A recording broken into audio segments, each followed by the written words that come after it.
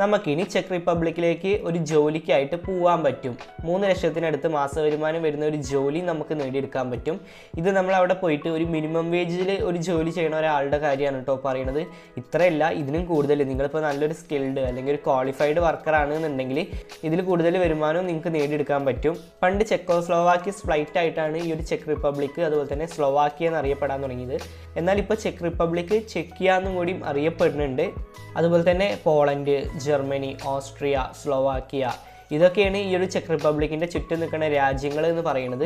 പ്രാഗാണ് ഈ ഒരു check റിപ്പബ്ലിക്കിൻ്റെ capital വരുന്നത്. ഇവിടെ നമുക്ക് ചെക്ക് സംസാരിക്കുന്ന ആളുകളും ചെക്കും സ്ലോവാക്കിയയാണ് ഒഫീഷ്യൽ ലാംഗ്വേജുകളായിട്ട് ഇവിടെ പറയുന്നത്. അതുപോലെ തന്നെ ജർമ്മനും ഇറ്റാലിയനും ഒക്കെ സംസാരിക്കുന്ന ആളുകളും ഇവിടെ ഉണ്ട്. ഇങ്ങനെ നമുക്ക് ഈ ഒരു ചെക്കിയേക്ക് എത്തിപ്പെടാനായിട്ടുള്ള 2-3-4 വർക്ക് പെർമിറ്റിൻ്റെ കാര്യമാണ് ഈ ഒരു വീഡിയോയിൽ പറയാൻ പോണത്. എങ്ങനെ നമുക്ക് അവിടെ ഒരു ജോലി കണ്ടെത്തി ഒരു വിസയിലൂടെ അവിടെ എത്തിപ്പെടാമെന്നുള്ളതും ഞാൻ പറയുന്നുണ്ട്. അതുപോലെ തന്നെ എങ്ങനെ പോകാനായിട്ട്